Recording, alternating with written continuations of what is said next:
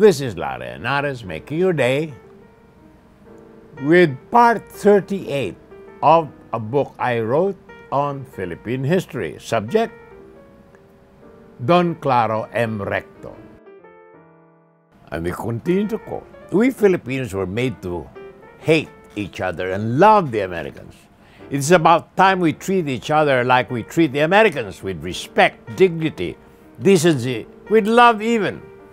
Not all Americans are ugly Americans. Some Americans are pretty, some Americans are ugly, but most Americans are a combination of both. They're pretty ugly. Only one man alone stood his ground against the Americans in those days of shame, Senator Claro M. Recto.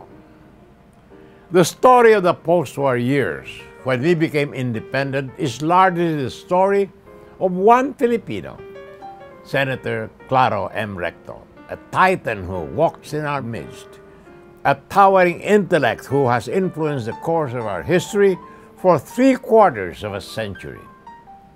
He died on October the 2nd, 1960, but his death was a mere biological accident. For in the historic sense, he has just begun to live, standing like a colossus bestride the universe of ideas and ideals by which our nation lives. His name is Claro M. Recto. The middle initial stands for Mayo, the same Mayo that is the name of a famous medical clinic in the United States. For Recto had an English grandfather, Ferdinand Mayo, a cavalry commander of the British Army that occupied Manila briefly in 1762. Claro M. Recto was a true genius. He studied the same courses Rizal studied in the same school, Ateneo de Manila, and his grades were better than those of Rizal. In the 3-year curriculum of the grammar school, equivalent to our high school today, he obtained the grade of 90% in the first year, 100% the second year, and 100% in the last year. The Spanish equivalent of all being sobresaliente, excellent. More about this after these messages.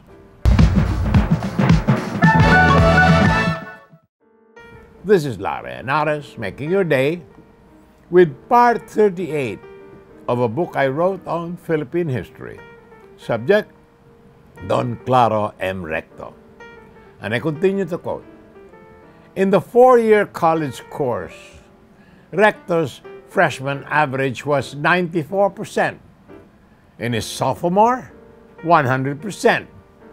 Junior, 100%. Senior, 100%. And he's graduated at the age of 19 with an AB degree, maxima cum laude.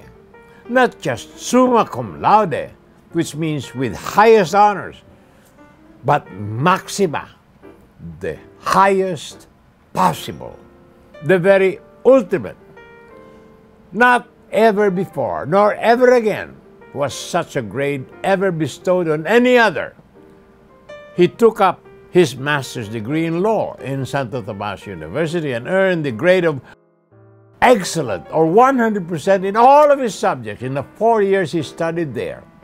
Yet he failed in a first batch exam in one subject, civil procedure, because he could not express himself in English, and the examiner, Justice Fisher, an American, could not make heads or tails of his handwriting. He then wrote 2 books on civil procedure that became the standard textbooks and authority on the subject. He became one of the few Filipinos ever admitted to the American bar.